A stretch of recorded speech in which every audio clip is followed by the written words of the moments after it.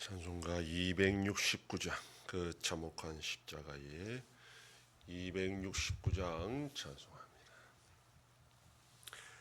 그 참혹한 십자가에 주 달려 흘린 피 샘물같이 늘 흘러서 죄 씻어주시네. 겁 없어도 다 나와서 내 죄를 고하면 흰 눈보다 더히도록 참성결 얻으리. 나 믿노라 그 보혈 공로를 흠없어도 피 흘리사 날 구원하셨네. 저 흉악한 한강도는 제 죄를 깨달아 죄 없으신 주 예수를 구주로 믿었네. 내 지은 죄 용하나 주 예수 믿으면 용서받은 강도같이 곧 구원받으리. 나 믿노라 그 보혈 공로를 흠없어도 피 흘리사 날 구원하셨네. 온 백성의 죄 사하신 하나님 어린 양 그 십자가 지심으로 온 인류 구했네. 저 영원한 새 나라에 다같이 모여서 금검은고 한곡조로 새 노래 부르리. 나 믿노라 그 보혈 공로를 흠없어도 피 흘리사 날 구원하셨네.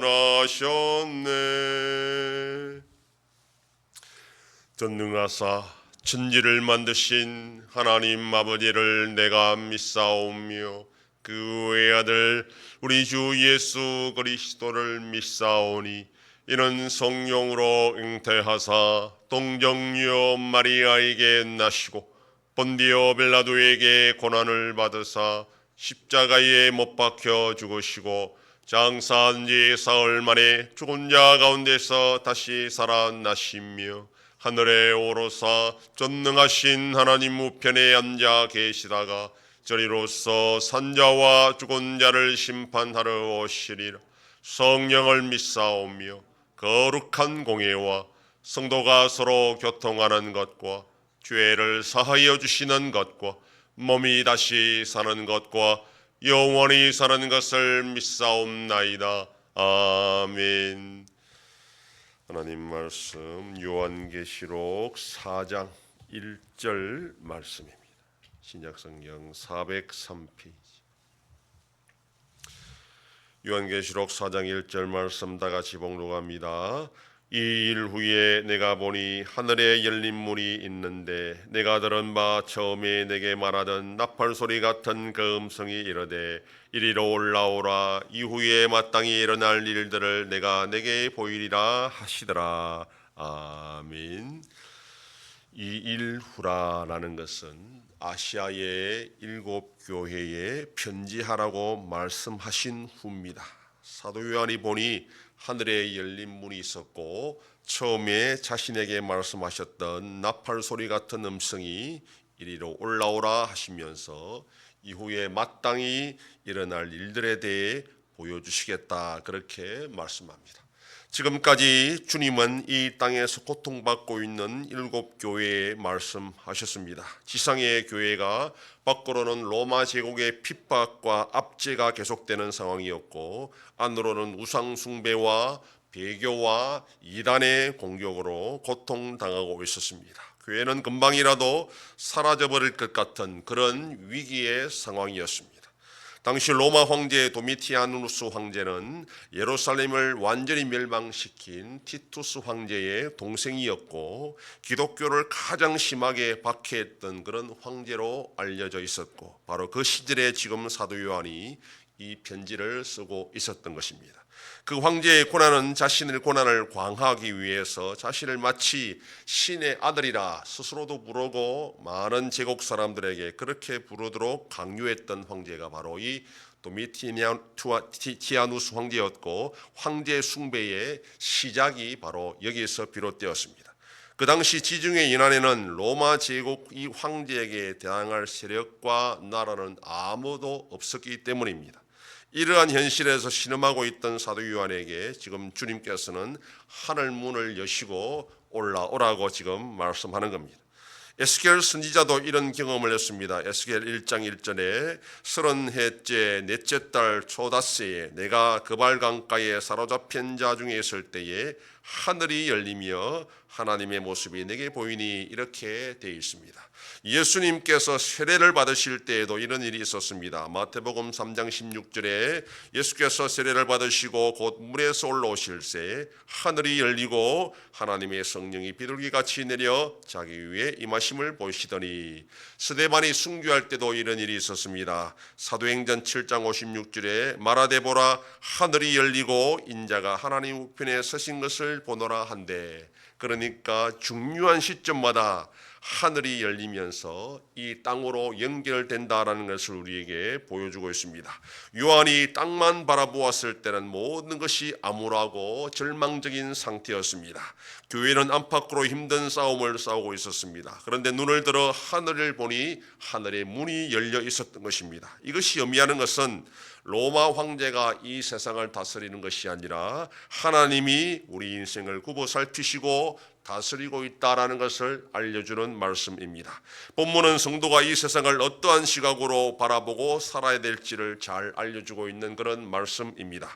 땅만 바라보면 세상에 힘 있는 나라와 세력과 사람들이 좌지우지하는 것처럼 그렇게 보입니다. 그런데 성경은 하늘의 문이 열려 있다, 그렇게 말씀하고, 영적인 눈을 들어보면 그 하늘이 여전히 이 세상을 다스리고 있다는 것을 우리에게 잘 보여주고 있습니다. 눈이 감긴 사람들은, 영적인 눈이 감긴 사람들은 그런 하늘이 어디 있냐 그렇게 주장할지 몰라도 성경은 여전히 하늘이 있고 하늘이 이 세상을 다스린다고 말씀합니다. 세상의 모든 일들은 바로 이 하나님의 주권적인 뜻에 의해서 이루어진다고 우리에게 알려주고 있습니다. 아무리 인간의 권력자와 세력들이 활개를 쳐도 하나님이 허락하지 않으면 소용없다는 것을 우리가 기억해야 됩니다. 이것을 볼 줄 아는 자가 하나님을 두려워할 줄 알고 믿음을 지켜나갈 수 있습니다. 오늘도 우리의 시선을 땅이 아니라 하늘로 옮겨 진짜 권세와 능력이 누구에게 있는지를 분명히 알고 하나님 앞에 신실하게 살아가는 복된 하루가 되기를 소망합니다. 기도하겠습니다. 하나님 아버지, 감사합니다. 지난밤도 지켜주시고 또 이 새벽을 깨우며 주님 앞에 나와 기도하고 오늘 하루도 살아가게 하시니 감사합니다. 세상을 바라볼 때는 정말 절망적일 수밖에 없지만 눈을 들어 하늘을 볼 때 하늘의 문이 열려 있고 하나님이 그 속에서 이 세상을 다스리고 있다는 것을 믿는 성도들은 이 세상을 두려워할 것이 아니라 참된 권세와 능력을 가신 하나님을 의지하고 하나님 앞에 신실하게 살아갈 수 있는 복된 자들이 되게 하여 주시옵소서. 하나님 아버지, 우리나라와 함께 하시고 하나님의 은혜와 긍휼로 이 나라가 바로 나갈 수 있도록 인도하여 주시옵소서. 전쟁 속에 있는 나라들을 불쌍히 여겨주시고 속히 평화가 임하게 하여 주시옵소서. 한 손께 쇠를 행하여 나타내심으로 하나님의 놀라운 역사가 일어나는 교회가 되게 하여 주시옵소서. 성도의 가정과 생업에 복을 주셔서 감사가 넘치는 가정이 되게 하여 주시옵소서. 자녀들의 삶 가운데도 함께해 주시고 어린 생명들을 지켜 주시옵소서. 연로하신 어르신들 붙잡아 주시며 병중에 있는 성도들을 불쌍히 여기사 치료하여 주시고 회복시켜 주시옵소서. 이 새벽에도 주님께 기도하는 종들을 기억하시고 간절히 구하고 빌 때마다 들으시고 속히 응답하여 주시옵소서. 감사드리며 예수님 이름으로 기도드립니다. 아멘. 하늘에 계신 우리 아버지여, 이름이 거룩히 여김을 받으시오며 나라의 임하옵시며 뜻이 하늘에서 이룬 것 같이 땅에서도 이루어지이다. 오늘날 우리에게 일용할 양식을 주옵시고 우리가 우리에게 죄 지은 자를 사하여 준 것 같이 우리 죄를 사하여 주옵시고 우리를 시험에 들게 하지 마옵시고 다만 악에서 구하옵소서. 대개 나라와 권세와 영광이 아버지께 영원히 싸움나이다. 아멘.